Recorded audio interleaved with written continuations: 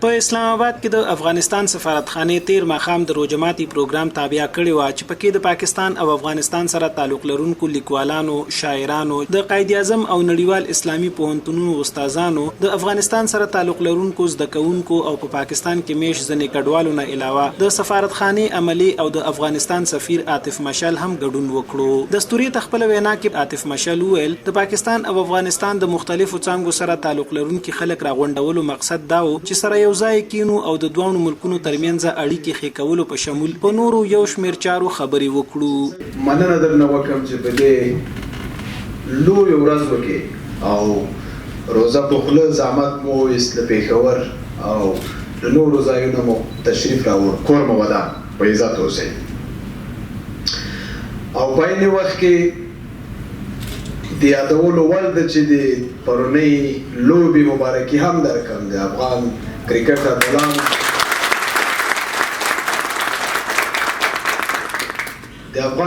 اتلانو دا وښودله چې که افغان ځوانانو ته فرصت په لاس ورسي نو خپله جذبه، تعهد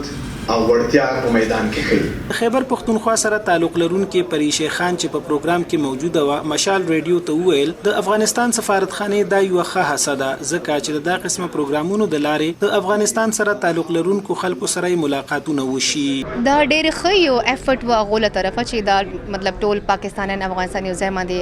ښه غونډه ګیدرینګ وشي او ګیټ ټوګیدر وسله او دې کې دا فایده وشي چې دا ټول خپل ځای یو ځای کېناستو او ګپ شپ ولګولې افطار یې وکړی نو محبت او مینې وال امن وال پیغام و زه هم چې داسې افطار ډینر نه بلکې همیشه داسې څه ایونټس پکار دي چې کوم کې پاکستانیانو افغانستانو چې کوم د خپل یو دوستي وال یو مینې محبت وال او ورورولي وال چې کوم ښه ایمیج پوره دنیا ته موږ ښکاره کړو. په نړیوال اسلامي پوهنتون کې د افغانستان یو زده کوونکی ذبیح الله وایي دا سفیر راغلی دا موږ د